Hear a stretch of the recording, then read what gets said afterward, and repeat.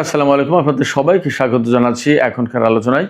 আপনাদের সঙ্গে আছি আমি সিরাজুল ইসলাম, আর আপনারা আছেন টক উইথ সিরাজের সাথে। দর্শক, চলুন আমরা আজকের আলোচনা শুরু করি। আজকের আলোচনার প্রথম যে বিষয়টা এখানে টানব সেটা হচ্ছে, দুপুরের ভিডিওতে আমি বলেছিলাম যে ইরান কি ক্ষয়ক্ষতি করেছে মার্কিন বাহিনীর মধ্যপ্রাচ্য অঞ্চলে, তার একটা তালিকা দিয়েছিলাম। এখন তালিকা দেব ইরানের হাতে এই যে ক্ষয়ক্ষতি হলো তার মূল্য কত। ইরান বলছে 2600 কোটি ডলারের 2600 কোটি ডলারের ক্ষতি হয়েছে। কোনটার মূল্য কত সেটার একটা মোটামুটি তথ্য আমি আপনাদেরকে এখানে দেওয়ার চেষ্টা করব। আর এই যে ইরান এবং আমেরিকার মধ্যে গত 2 দিন ধরে যুদ্ধ বন্ধ রয়েছে, এই যুদ্ধ বন্ধ থাকার মানে কি? যুদ্ধটা কি আসলে স্থায়ীভাবে বন্ধ হতে যাচ্ছে কিনা, নাকি আবার যুদ্ধ শুরু হবে?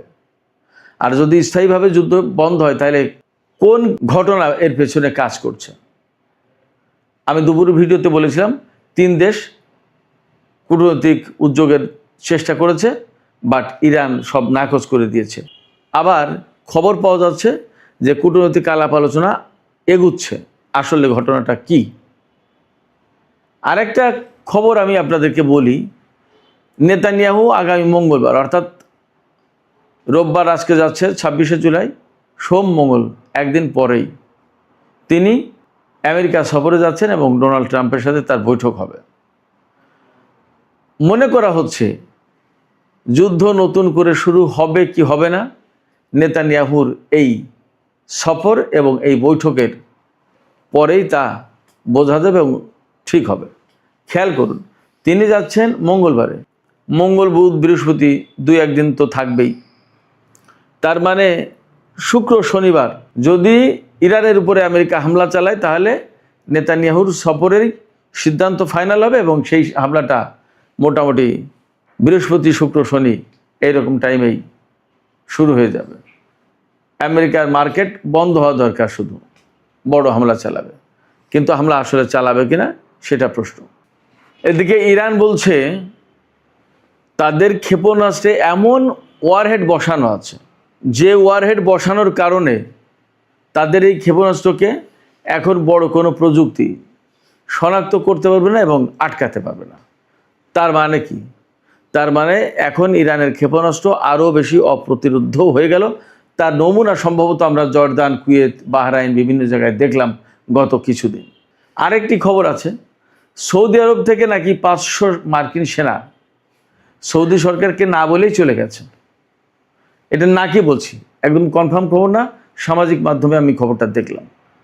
এই খবরের সত্যতা নিয়ে এখনও আমি শিওর না, বাট খবরটা দেখেছি তাই আমি আপনাদেরকে শুধু জানালাম। সর্বশেষ আর একটা বিষয় নিয়ে আমি আজকের ভিডিওতে আলোচনা করব, সেটা হচ্ছে ইউক্রেন ইরানের একটি জাহাজে হামলা করেছে, আপনারা জানেন, কাস্পিয়ান সাগরে।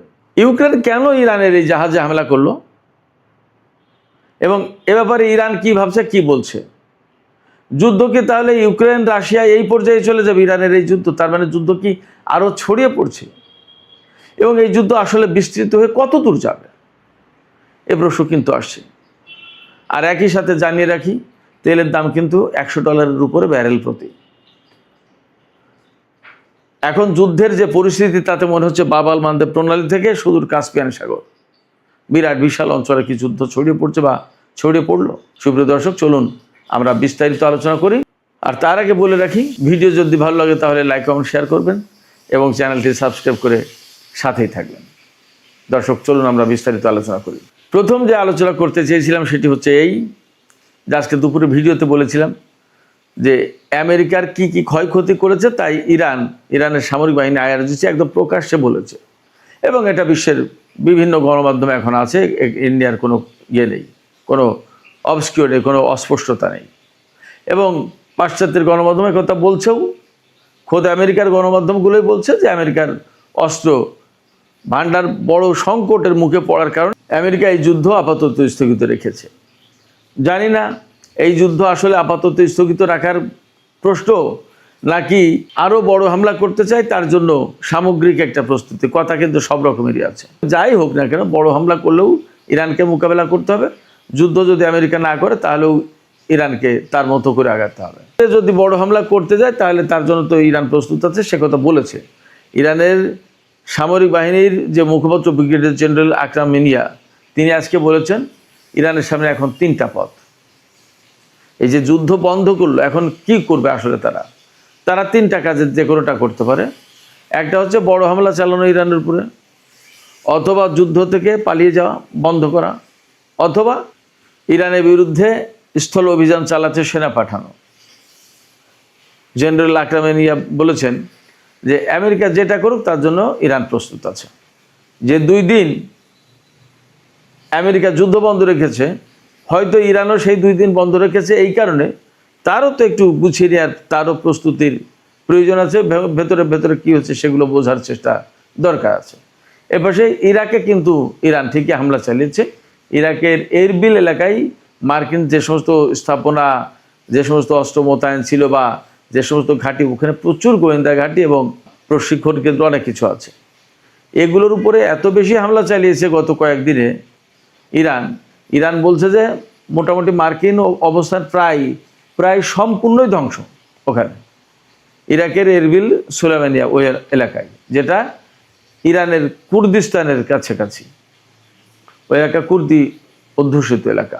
তবে বাস্তব যে কথা সেটা হচ্ছে যে আসলে মধ্যপ্রাচ্যে আমেরিকা ভীষণ চাপের মুখে, প্রচণ্ড প্রতিরোধের মুখে পড়ে তারা অনেক ক্ষতিগ্রস্ত হয়েছে এবং এখন তাদের সামনে এই সিদ্ধান্ত আসলে করবে কি। তারা এখান থেকে চলে যাবে, চলে গেলে বিরাট বিশাল অঞ্চল, বহু পরিকল্পনা, সমস্ত সব কিছু মার খেয়ে যায়।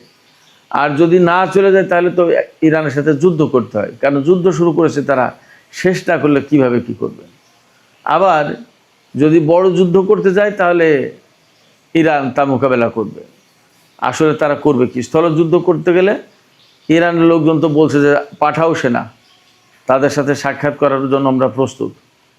তাহলে আসলে কি করবে? বিরাট সংকটের ভেতরে এই সমস্ত বিষয়ের সলাপ পরামর্শই হবে।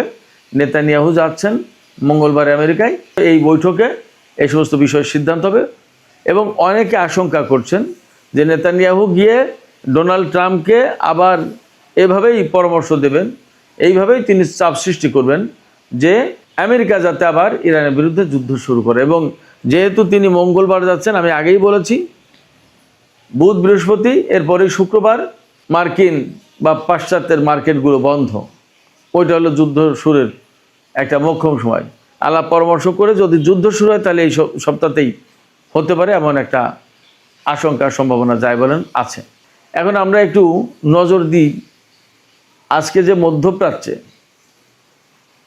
মার্কিন সেনাদের কি কি ক্ষয়ক্ষতি হয়েছে তার যে তালিকা ফিরিস্তি তুলে ধরেছে ইরান। এর ডলারে দাম কত টাকার, কত ডলারের ক্ষতি হলো, ক্ষয়ক্ষতির পরিমাণটা আগে ছিল তালিকা, এখন পরিমাণটা আমরা বোঝার চেষ্টা করি। আমি আগেই বলেছি, ইরান বলেছে যে তাদের হিসাবে অত্র অঞ্চলে আমেরিকার অন্তত 2600 কোটি ডলারের ক্ষয়ক্ষতি হয়েছে। এর ভিতরে মোটা দাগে কি কি? এয়ার ডিফেন্স এবং রাডার সিস্টেম, এ খাতে ক্ষতি হয়েছে 750 কোটি ডলার, 7.5 বিলিয়ন ডলার, 750 কোটি ডলার। লজিস্টিক্স, ওয়্যার হাউস অর্থাৎ গুদাম, অস্ত্রের গুদাম এবং অবকাঠামো, এই যে ক্ষয়ক্ষতি হয়েছে এই 3 খাতে, তার পরিমাণ হচ্ছে 6.8 বিলিয়ন ডলার, তার মানে 680 কোটি ডলার।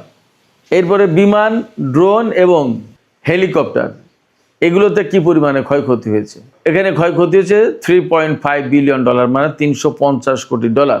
আর কমান্ড সেন্টারে ক্ষয়ক্ষতি হয়েছে 2.8 বিলিয়ন, মানে 280 কোটি ডলার।